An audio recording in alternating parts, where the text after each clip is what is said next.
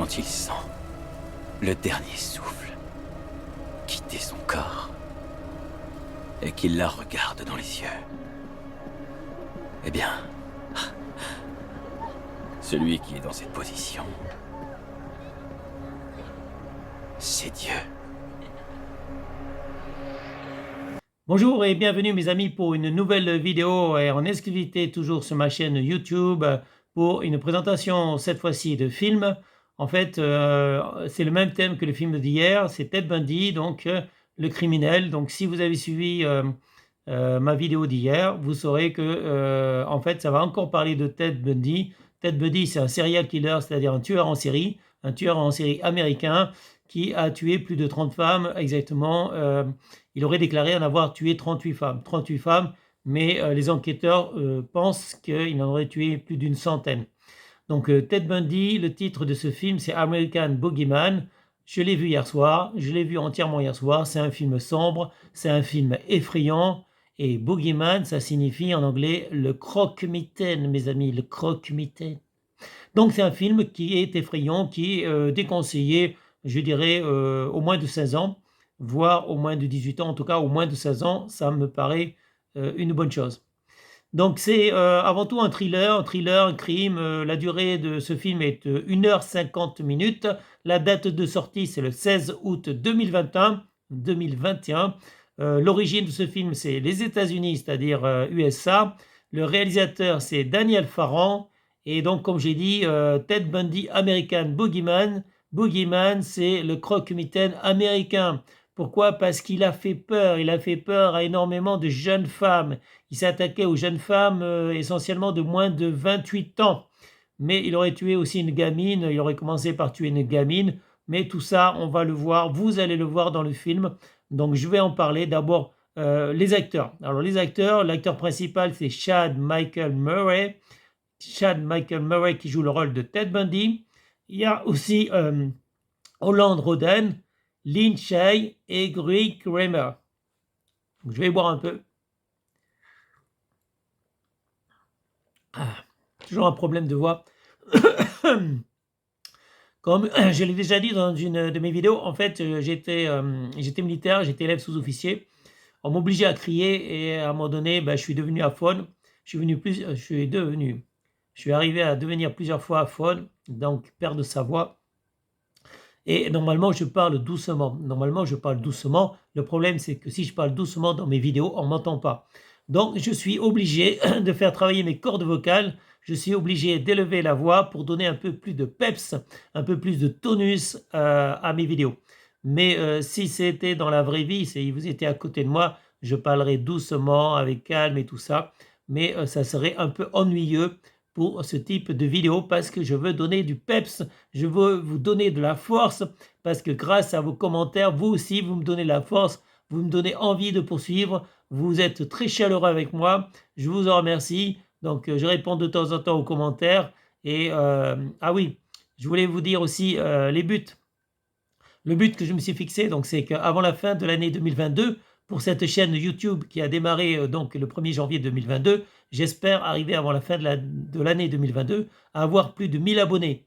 Donc en fait, c'est un défi, j'adore me lancer des défis et on verra effectivement si ça marche ou pas.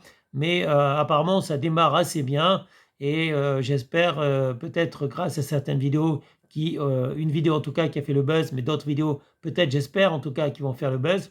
Donc arriver à avoir plus de 1000 abonnés et je ne sais pas, avoir 100 000 vues, plus de 100 000 vues. Donc pour l'instant, j'en suis à quelques milliers de vues, c'est tout. Donc en fait, j'ai jusqu'à la fin de l'année 2022 pour gagner ce pari, d'avoir plus de 1000 abonnés. Et comme je l'ai déjà dit dans une précédente vidéo, arriver peut-être un jour à gagner de l'argent avec cette chaîne vidéo. Voilà, même si ce n'est pas des sommes terribles, hein, je ne me prétends pas devenir comme Squeezie. Donc c'est peut-être un peu tard. Et puis voilà, je ne suis pas comme Squeezie. Donc voilà, j'ai ma façon à faire, ma façon de parler à moi. Et je ne suis pas forcément intéressé par les mêmes choses que Squeezie, même si j'aime aussi jouer aux jeux vidéo. En fait, voilà, on est chacun d'entre nous différents. Et là, sur cette chaîne vidéo, c'est essentiellement vous parler de films, de téléfilms et de documentaires aussi que j'ai appréciés, même si ça peut m'arriver parfois de parler de films que je n'ai pas appréciés. Ça s'est déjà arrivé une fois. Pourquoi? Parce que je me suis dit, après tout, pourquoi pas, même si tous les goûts sont dans la nature, j'ai envie de vous dire, de partager avec vous et de vous dire ce que moi je pense d'un film.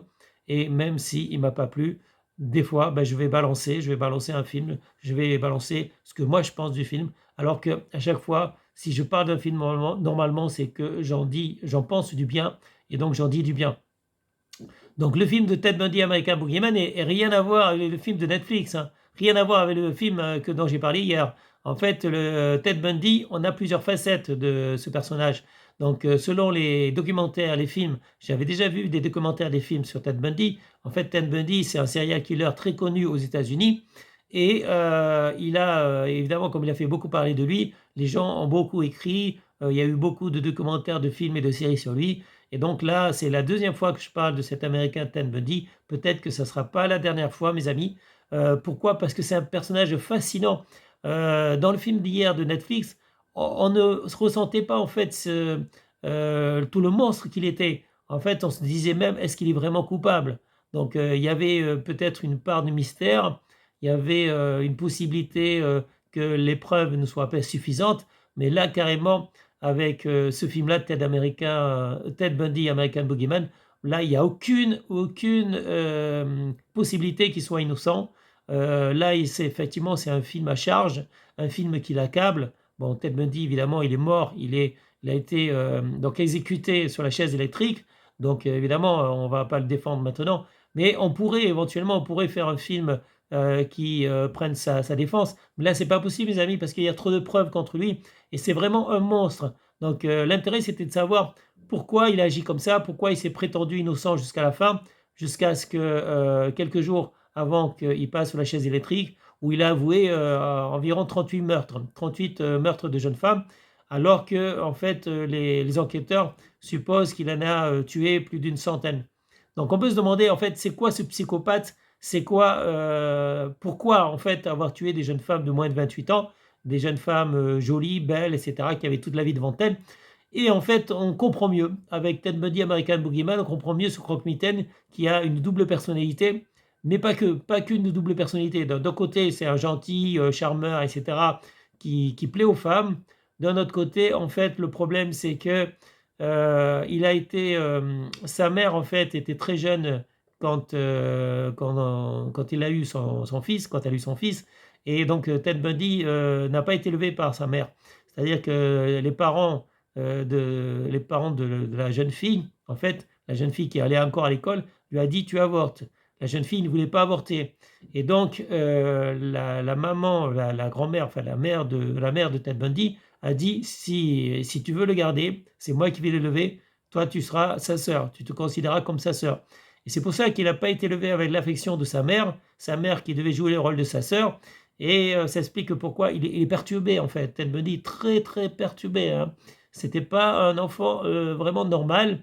Il avait un goût pour la pornographie, mais alors pornographie extrême, genre de la pornographie qui n'est pas légale, hein, la pornographie où on tue des femmes, où on massacre des femmes, etc. Donc en fait, tous ces mauvais les lectures, toutes ces mauvaises lectures qu'il a lues quand il était jeune, en fait, l'a rendu zinzin, l'a rendu carrément zinzin. Et donc, c'est devenu un véritable psychopathe qui, à un moment donné, se prenait pour Dieu. Il pensait être invisible, il se croyait invisible, il pouvait penser qu'il pouvait franchir les murs, il pensait qu'on l'arrêterait jamais. Bon, ça n'a pas été le cas, on l'a arrêté plusieurs fois. Il s'est évadé, mais on l'a arrêté plusieurs fois. Donc, le gars Ted Bundy, là, le fou criminel, en fait, il avait deux facettes. Mais en plus, il se prenait pour Dieu et il voulait donc tuer des jeunes femmes pour leur prendre le souffle de vie et voir les derniers instants de leur vie, en fait. Au cours de mes 16 années en tant que psychiatre clinicien, je dois dire que Theodore Bundy est l'individu le plus dangereux que j'ai jamais observé. Monsieur Bundy semble tirer une profonde, presque mystique satisfaction du meurtre. Au bout d'un certain temps, l'acte meurtrier n'est pas seulement une question de désir ou de violence. C'est une question de possession. De possession. Voilà, donc il se prenait pour Dieu, il se disait, bon, Dieu reprend la vie, moi aussi. Donc c'était un dangereux criminel psychopathe, malade mental, qui ne tuait pas forcément les femmes pour les violer. Des fois, il est violé avant, des fois pendant et des fois après. Souvent même après, c'est-à-dire qu'il étranglait la femme, ou enfin, il l'a tué, il a massacré à coups de gourdin, etc. Bon, et des fois, il décapité aussi. Il décapitait ici la tête de la femme. Donc, c'est vraiment un criminel fou furieux. Et, euh, et parfois, donc, il est violé après. Il violait une fois qu'elles étaient mortes. Donc, c'est un dangereux malade fou furieux. Et malheureusement, la police a mis du temps, comme il passait d'un état à un autre. Il tuait dans différents états en se cachant bien, en séduisant les femmes, mais aussi en utilisant tous les stratagèmes possibles, genre j'ai fait tomber mes clés, j'ai un bras dans le plâtre, je boitille, etc. Donc il se faisait passer pour un infirme. Donc, et il pouvait changer de visage, se laisser pousser la moustache et tout ça. Donc le gars était très intelligent. Il était, enfin très intelligent. Il était intelligent, ça c'est clair. Il était très intelligent, oui, mais pas assez intelligent quand même pour échapper aux forces de police. Et là, Ted Bundy, American Boogeyman, c'est quoi? C'est l'histoire vue par deux policiers. L'une plutôt, c'est une jeune femme qui travaille pour un shérif. Donc, il s'agit d'une police locale, une police de comté. Et l'autre, c'est un agent fédéral. L'agent fédéral, lui, c'est un homme. Et comme c'est un agent fédéral, le FBI, effectivement, a le droit de travailler sur tous les États, les 51 États des États-Unis.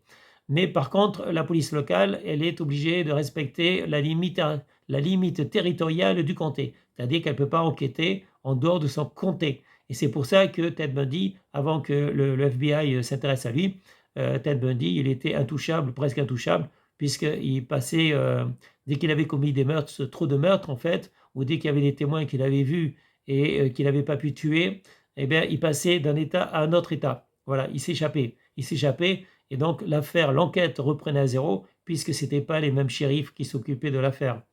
Donc voilà, donc là j'ai brossé l'histoire de Ted Bundy American Boogeyman. Donc je vous encourage, à moins que vous soyez trop jeune évidemment, je vous encourage à voir l'un des films de Ted Bundy, l'un des films sur Ted Bundy plutôt, l'un des films sur Ted Bundy, cet American Boogeyman, c'est-à-dire ce croque-mitaine américain, ce tueur en série. Voilà, ce tueur en série. Et quand je parle de ce film que j'ai vu hier, en fait, c'est un film très sombre, très très sombre. Donc tourné, date de sortie 16 août 2021. Deux agents déterminés du FBI organisent l'une des plus grandes chasses à l'homme de l'histoire afin de capturer le tueur en série Ted Bundy. Voilà, ça c'est pour la trame d'histoire. Donc je vous mettrai des images, Ted Bundy, American Boogeyman, je vous mettrai des images de la jaquette, etc. Donc vous verrez, l'acteur il joue bien, physiquement il est bien, donc il plaît. Voilà, donc c'est un bon acteur qui joue bien. Donc c'est Chad Michael Murray, ok, qui joue le rôle de Ted Bundy. Donc très très bon acteur et une interprétation parfaite. Après, vous avez Olan Roden, Lin Shay, Olivia De Laurentiis, Alexandra Scott, Green Grimmer, etc. Il y en a d'autres. Il y a d'autres acteurs, d'autres actrices. Voilà, donc on va parler des victimes aussi. Dans le film, on parle de, par exemple, Suzanne Hélène Rancourt qui is missing, donc et Cézanne Hélène Rancourt, plutôt Cézanne Hélène Rancourt qui a disparu. Voilà, vous verrez des images. Cette fois-ci, contrairement à la vidéo d'hier, ça ne sera pas du tout rose, ça ne sera pas du tout beau, ça ne sera pas du flirt, ça sera des scènes horribles. Donc je vous mettrai des images qui ne sont pas destinées à un public de jeunes enfants. Ok, donc voilà, il y aura des images que j'ai choisies, des captures d'écran que j'ai choisies. Et bon, ben, si vous avez... si vous n'avez pas les tripes en fait pour voir ce genre de film, ne le regardez pas, c'est tout. Et regardez peut-être ma vidéo. Je ne vais pas mettre trop de choses horribles, hein. Je ne mettrai pas trop de massacres, etc. Je mettrai quelques photos des victimes, peut-être de squelettes aussi, parce qu'ils ont trouvé évidemment des squelettes, mais seulement une vingtaine en fait. Si je ne me trompe pas, ils ont trouvé que 20 cadavres de jeunes femmes. On cherche toujours les autres cadavres, mais bon, on les trouvera sans doute jamais, sachant qu'il en a avoué 38 meurtres, mais il en a sans doute tué une centaine. Ok. Donc évidemment, il y a eu le portrait robot de cet homme, Ted Bundy, qui a permis effectivement d'aider la police à mettre la main dessus. Mais comme j'ai dit, il est allé en prison, il s'est échappé, etc. Il volait aussi des voitures, donc il changeait de voiture. Il avait une coccinelle souvent, il en a volé une d'ailleurs. Il avait une coccinelle, des fois c'était une coccinelle orange, je sais pas quoi, brun, etc. une marron, etc. Donc il voulait aussi des voitures. Donc un dangereux psychopathe, vraiment un dangereux psychopathe. Et donc vous aurez quelques images, vous en faites pas, vous aurez quelques images. Je pense que c'est pas trop effrayant. Je mettrai aussi quelques extraits vidéo et aussi j'ai découpé hier des bandes de son pour que vous puissiez comprendre en fait quand Ted parle. Des fois il parle de lui à la troisième personne, hein. Moi j'ai vu ça dans le film. Quand il y a un psychologue qui vient le voir, en fait, il parle de lui à la troisième personne.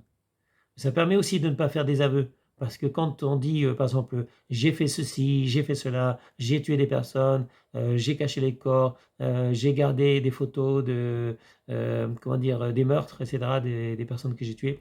Bah, là, en fait, c'est des aveux. Vous faites ça devant un psychologue de la police, c'est des aveux. Tandis que quand vous dites, oh, bah, moi, si j'étais lui, moi, j'aurais fait, si j'étais le tueur, j'aurais fait ceci, je pense qu'il a fait ceci, il a fait ça, etc. Donc, en fait, il parlait de lui-même, mais à la troisième personne, ça permettait, en ce qui le concerne, d'éviter que la police se sert du témoignage, enfin de ce qu'il venait de dire comme des aveux. Voilà.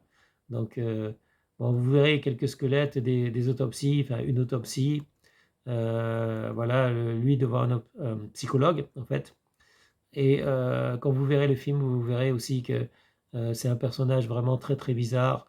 On se demande d'ailleurs s'il n'était pas drogué des fois, mais il entrait en transe en fait. Des fois, par moments, il entrait en transe et il savourait toute, comment dire, toute la douleur, toute la souffrance qu'il imposait à ses victimes, à ses femmes, ses pauvres femmes. Donc voilà, donc en fait, il s'est délecté à un tel point de la souffrance qu'il infligeait qu'on avait l'impression qu'il jouissait carrément. En fait, c'était un orgasme. En fait, c'était un orgasme pour lui de faire souffrir les femmes. Donc c'est un personnage vraiment patibulaire mais sympathique en même temps. C'est-à-dire que quand on le connaît pas, il a une personnalité sympathique, mais en fait c'est un sacré narcissique pervers, vicieux et très dangereux, très dangereux, mes amis. Comme j'ai dit, il a échappé à la police. Donc en fait, il a avoué avec son exécution, il a avoué exactement 36 meurtres. J'ai dit 38, j'ai dit une bêtise, c'est 36 meurtres. Donc il a avoué avoir tué, enfin avoir commis 36 meurtres, mais on estime qu'il aurait tué plus de 100 femmes. Voilà, plus de 100 femmes, mes amis. Et c'est Ted Bundy, American Boogeyman, mes amis. Faites attention, ne tombez pas sur un personnage comme lui, ne tombez pas sur un serial killer. Ça, en fait, il a séduit des femmes. Il n'a pas eu besoin de séduire d'autres femmes il a simplement manipulé des femmes. Il les a fait tomber dans un piège. Des fois, il s'est introduit carrément dans la demeure de jeunes femmes pour les assassiner pendant la nuit, pendant le sommeil, pendant qu'elles dormaient. Mais en fait, tous les moyens étaient bons pour tuer des femmes. Que ce soit utiliser la ruse, que ce soit utiliser le charme, que ce soit utiliser la violence, etc. Se faire passer pour un flic une fois. Il s'est même fait passer pour un policier. Donc en fait, Ted Bundy n'avait pas de limite, il se pensait intouchable. Le mec se prenait pour Dieu, carrément Dieu. Donc méfiez-vous des gens qui se prennent pour Dieu. Méfiez-vous des gens zinzins qui se croient intouchables, invincibles, etc. Qui se croient au-dessus des lois, évidemment. Méfiez-vous de ces gens-là, même s'ils ont une bonne gueule, même s'ils ont l'air charmants, ils peuvent avoir une double personnalité. Essayez de bien connaître les gens avant. Essayez d'en savoir le plus possible avant d'avoir des relations avec les gens. Mais en même temps, Ted Bundy, c'était pas que le charme, il pouvait être carrément utiliser la ruse ou la force, etc. Et tous les moyens étaient bons en fait pour que les victimes tombent dans ses filets et souffrent. Voilà, donc en fait, c'était la souffrance qu'il imposait à ses victimes qui lui faisait prendre son pied. Donc je sais bien que tous les goûts sont dans la nature, mes amis, tous les goûts sont dans la nature. Et voilà, mais quand même, il y a des limites. Et là, ce gars-là, il a franchi les limites. Il a franchi les limites. Donc j'espère qu'il n'y en aura pas d'autres comme lui, mais effectivement, il y a toujours des serial killers, il y a toujours des assassins pervers. Et c'est quand même quelque chose d'horrible. Je sais qu'il faisait peu de cas de la vie. Il pensait que de toute façon, une de plus, une de moins, qu'est-ce que ça change dans le monde? De toute façon, il y a tellement de femmes, c'est pas parce que j'en tue quelques-unes que ça va changer quelque chose, voilà. Donc en fait, il avait aucun respect de la vie humaine, ce mec, aucun respect de la vie humaine. Voilà. C'est tout pour aujourd'hui. Donc j'ai travaillé hier soir, je travaille cette nuit. Je ferai une vidéo un peu spéciale demain, donc j'ai commencé à préparer la vidéo de demain. Parce que demain, c'est la Saint-Valentin, mes amis, c'est l'amour. Et je voulais parler d'amour. Donc, en fait, il y aura une vidéo, ça c'est clair, à partir d'un film que j'ai commencé à voir, à revoir, parce que j'avais déjà vu un film sur la Saint-Valentin. Donc je vais parler d'amour, mais l'amour c'est de l'alchimie. Il se passe de la chimie en fait dans le cerveau quand vous tombez amoureux. Et effectivement, être amoureux peut vous rendre aussi zinzin. Donc faites attention parce que les gens amoureux font parfois n'importe quoi. Ils sont capables de faire des pires conneries. Un homme ou une femme qui tombe amoureux d'une autre personne, elle peut par amour faire des choses insensées que en temps normal elle ne ferait pas. Voilà. L'amour nous rend dingue également. Bon, ok mes amis. Sur ce, je vais vous dire, je vais vous souhaiter une bonne journée plutôt, une bonne fin d'après-midi, une bonne soirée. Et j'espère vous retrouver très bientôt, en tout cas à demain. J'espère vous retrouver à demain pour ma nouvelle vidéo. J'espère que vous êtes toujours fidèles et que vous allez me retrouver tous les jours pour une nouvelle vidéo parce que, bon voilà, j'aime partager avec vous. En fait, j'ai regardé ce film tout seul et moi, il faut que je partage. J'adore partager. Moi, c'est mon truc, en fait. Voilà, c'est mon truc, c'est de partager les choses que j'aime. Des fois, c'est la musique, des fois, c'est des films, c'est des séries, ou c'est du sport, ou c'est n'importe quoi. Mais souvent, je suis tout seul. Bon, je suis célibataire, effectivement, j'habite au Bourget, à côté de Paris, si ça intéresse quelqu'un. Je ne suis pas intéressé par les hommes, je suis intéressé que par les femmes. Voilà. Je suis célibataire et je m'intéresse qu'aux femmes. Et j'aime partager, que ce soit un repas, que ce soit un bon moment, que ce soit un bon film. Ça fait longtemps que je n'ai pas pleuré devant un film, mais ça m'est arrivé dans le passé de voir des films tristes, de voir des films qui m'ont fait couler les larmes aux yeux. Et c'est toujours un peu gênant quand il y a quelqu'un à côté de moi. Et j'essaie normalement de le cacher, mais en fait, je suis très sentimental. Et voilà, donc en fait, ça me touche.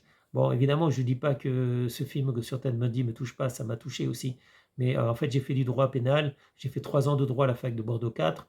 Et effectivement, j'ai assisté à quelques procès d'ailleurs, parce que je voulais faire juge à une époque. Et donc, la spécialité qui m'intéressait, c'était le pénal. Et voilà, donc je voulais étudier la psychologie des gens, la psychologie des criminels, comprendre pourquoi ils passent à l'acte, etc. Et effectivement les juger, les empêcher qu'ils recommencent. C'est comment dire, ça va nous embarquer un peu loin si je commence à parler de ça, parce que en fait, j'estime que la justice actuellement n'est pas assez efficace, en fait, assez efficace, parce qu'il y a beaucoup trop de délinquants, il y a beaucoup trop de violeurs, il y a beaucoup trop de voleurs, il y a beaucoup trop de criminels qui sont en toute liberté, qui ont commis des actes horribles et qui recommenceront. On sait qu'ils recommenceront, on sait que la prison, ce n'est pas une solution. Je sais qu'il y en a d'autres, il y a des solutions différentes, etc. Et il faut exploiter toutes les solutions possibles. Bon, les États-Unis, ils sont assez libres d'esprit. Et Ted Bundy, il ne fallait pas le mettre en prison. D'ailleurs, ils l'ont mis en prison plusieurs fois. Il s'est échappé 2 fois déjà. Et ce gars-là, il est quand même assez intelligent pour berner son monde et il recommencera à chaque fois. Donc Ted Bundy, la solution, ce n'était pas la prison, c'était la peine capitale, c'était l'exécution. Parce qu'il fallait mettre un terme à cette folie criminelle. Donc à un moment donné, quand vous avez que la prison comme solution pour mettre un terme aux agissements de criminels, eh bien, ça ne suffit pas. Donc aux États-Unis, effectivement, il y a la peine de mort dans beaucoup d'États. Et c'est peut-être une possibilité qu'on devrait avoir, puisque beaucoup de pays comme le Japon, etc., les États-Unis, se gardent la possibilité d'exécuter des condamnés à mort. Et donc, effectivement, il faut, dans certains cas, mettre hors d'état de nuire des personnes qui sont comme Ted Bundy, qui sont des psychopathes criminels qu'on ne peut pas soigner. Après, je ne dis pas que la méthode de la chimie ne peut pas aussi aider à soigner certaines personnes. On sait qu'on peut castrer chimiquement des personnes, mais ça, c'est tant que la chimie opère. C'est-à-dire que quand la personne n'utilise plus les médicaments et qu'elle peut libérer ses pulsions, parce que Ted Bundy avait des pulsions, et il y a effectivement des violeurs, des criminels qui ont des pulsions criminelles, des pulsions qui le poussent à passer à l'acte. C'est-à-dire que même s'ils promettent qu'ils ne recommenceront pas, en fait, ces gens-là, à un moment donné, ils recommenceront.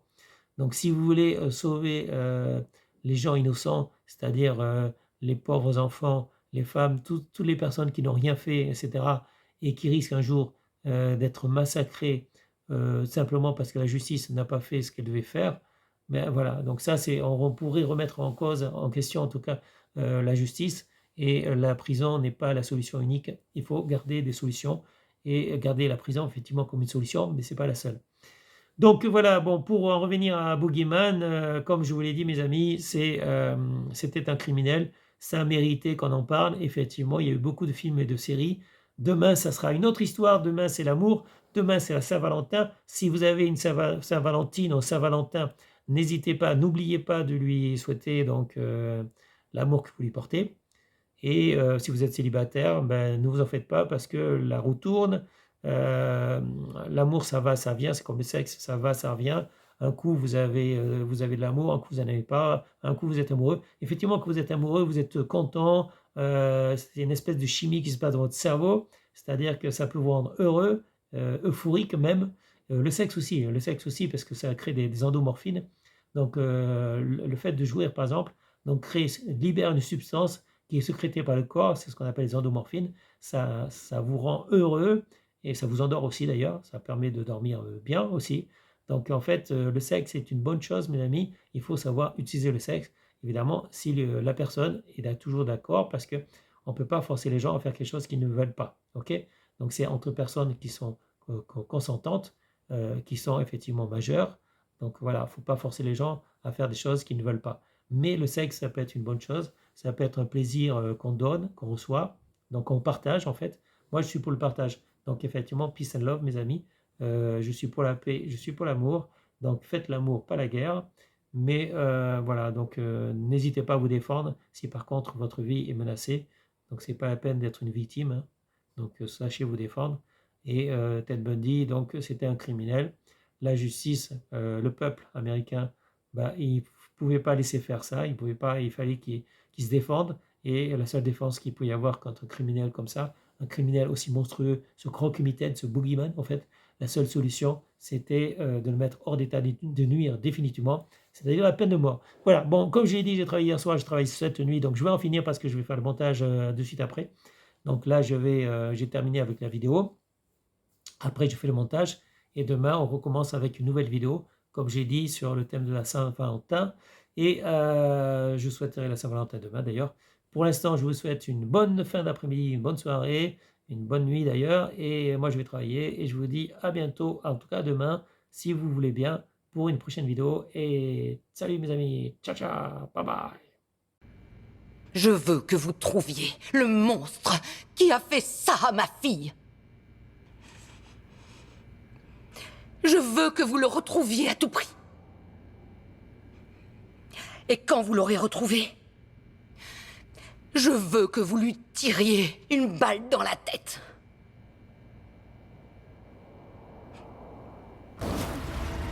La culpabilité, c'est un mécanisme qu'on utilise pour contrôler les gens. C'est une illusion, une sorte de mécanisme de contrôle social. Est-ce que je me sens coupable de tout ce que j'ai fait? Non. Je plains ceux qui ressentent la culpabilité. Qu'est-ce qu'une personne de moins sur la surface de la Terre, de toute façon? La société veut croire qu'elle peut identifier les personnes perverses, ou les personnes mauvaises ou nuisibles. Mais ce n'est tout simplement pas faisable. Tout comme vous ne pouvez pas savoir en regardant quelqu'un si c'est une bonne personne. Aucun homme n'est vraiment innocent. C'est vrai, nous avons tous désobéi d'une manière ou d'une autre dans nos vies. Je pense que personne ne doute que j'ai fait de mauvaises choses. La question est de savoir quoi, bien sûr. Et comment. Et peut-être plus important encore, pourquoi.